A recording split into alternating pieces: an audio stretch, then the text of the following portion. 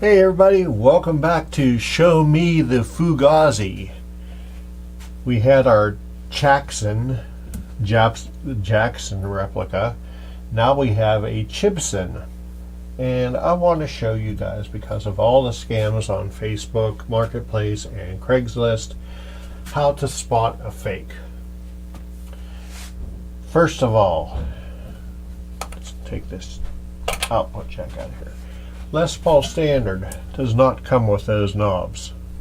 Secondly, the bridge, you see this flathead screwdriver type height adjustments, does not come with those.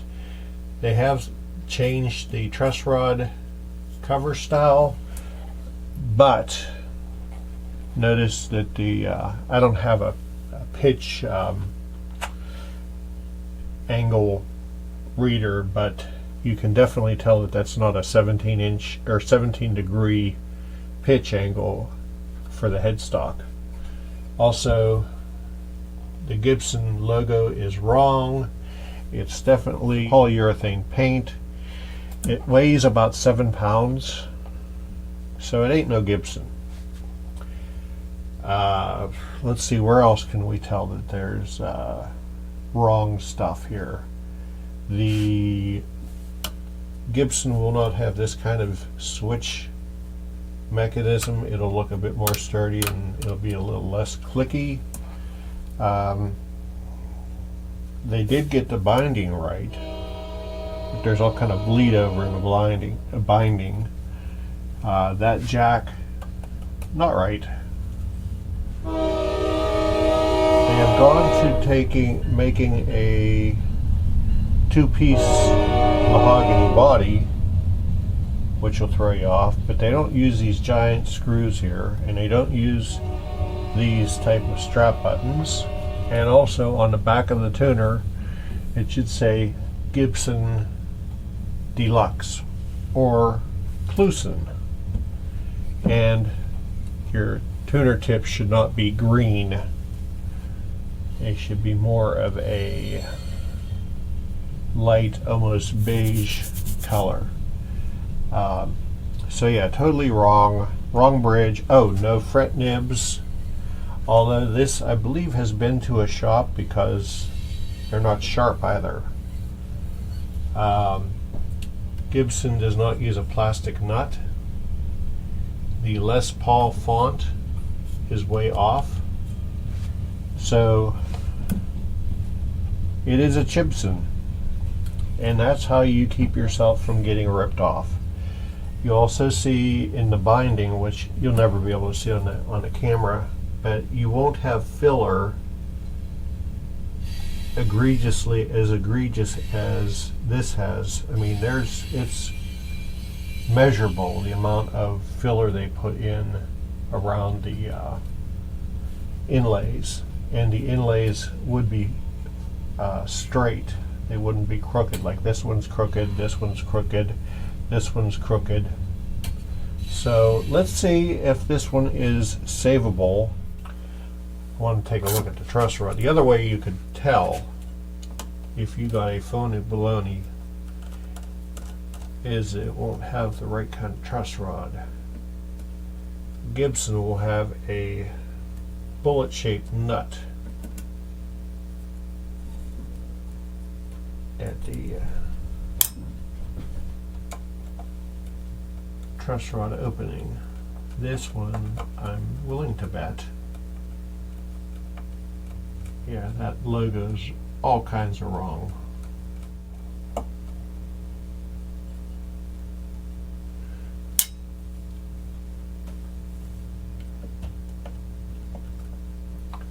Is this lacquered to the...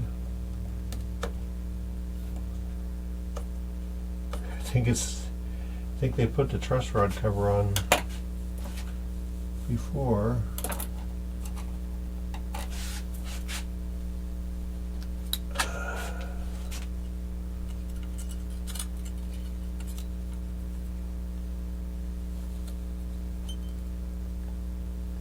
There we go.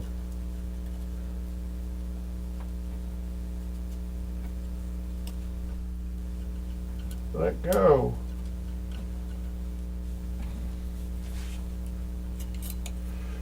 More substantial pry bar required. Oh man. Yeah, that's what they did, is they super glued the truss rod cover in there. There we go.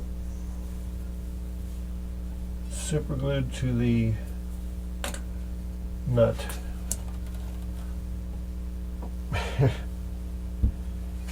Oh, well, you get what you pay for. And also, like I said, there is a truss rod way in there. I'm going to guess it's probably a 4.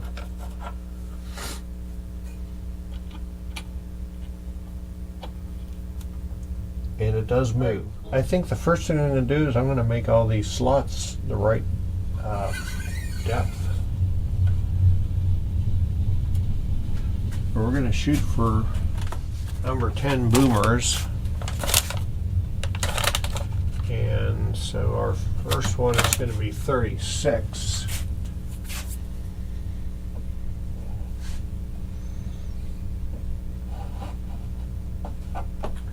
Oh, I love that nice plastic feeling.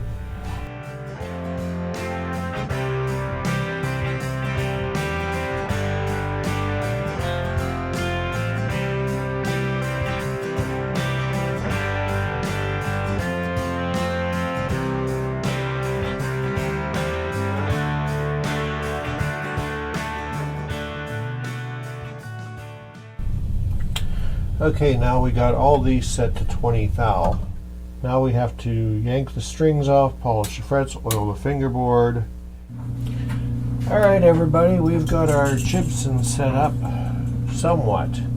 We've got the relief correct. At least I think we do.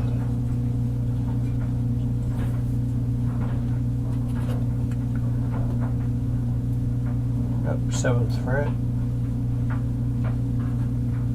Yep, 12 thou fits right in there. String height is perfect. 5/64, 4/64. No string buzz. All we have to do is do intonation, which I am sure isn't even close. Get the proper tools. I've got this slotted dealio, like it's a flathead screwdriver, but it's recessed, so you don't go slipping off and wrecking the chrome. Strings are still stretching. Oh, look at that, the E is intonated. Okay.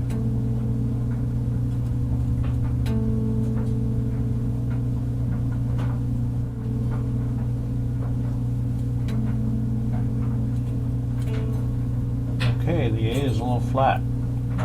Saddle's going to go that way.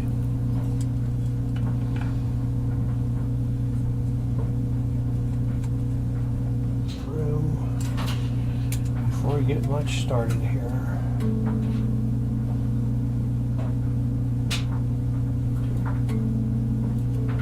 Okay, the A is on.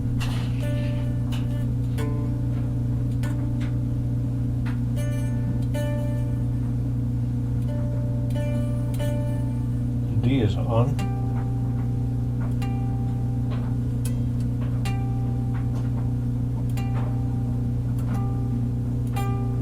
G is sharp, so the saddle's going to go that way. So in that case, you want to take tension off. And it's pretty sharp, so we're going to go pretty far back.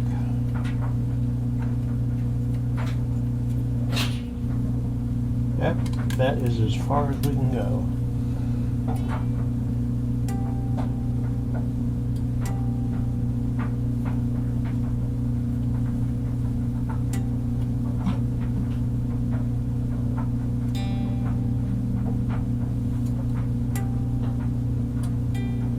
Ah, winner. All right.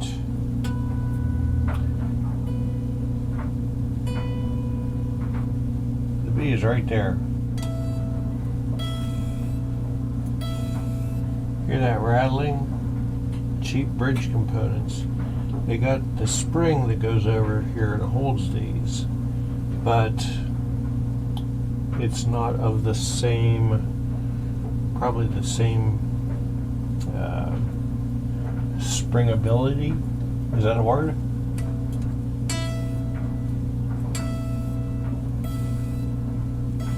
Okay, these on. That's not going to transfer through the amp, I don't think. But the spring's all the way in there. It's in there. I don't know what else you could possibly do to make that any better. But it is what it is, right? Last thing we got to do is pickup height. And I believe these are pretty sunk down. Oh no, I was wrong.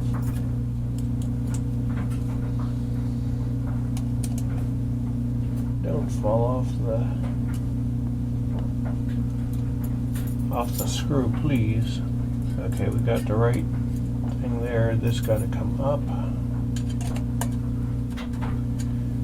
At least these aren't as bad as the CHIBSONs, which were kind of all cattywampus, if you remember.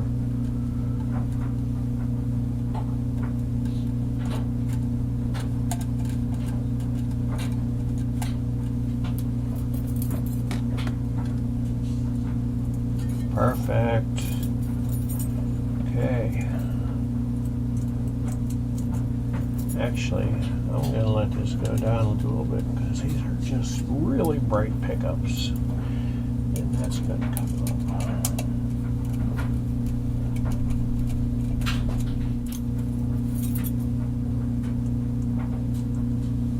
Yep, that's just right.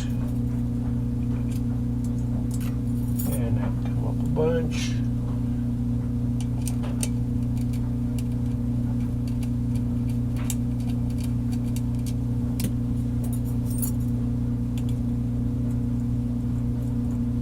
Perfect. Wow. All right, let's plug it into the noisemaker and just see how good it can sound. Had to tighten up the output jack.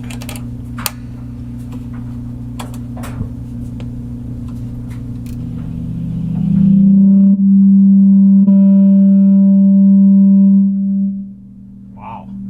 Feedbacky pickups. Try some clean tones. A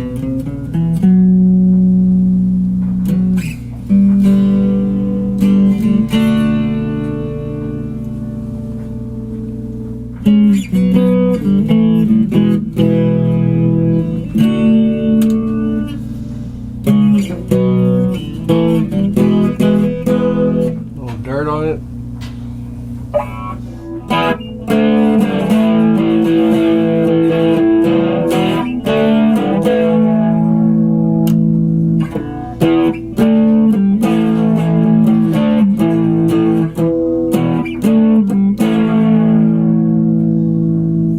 Okay, it's playable. So there you have it. CHIBSON, don't play original. Don't buy this stuff.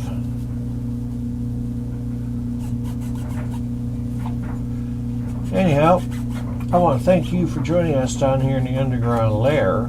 If you are in the greater Pittsburgh area and you would like to have your guitar brought up to par, please send us an instant message on the Facebooks.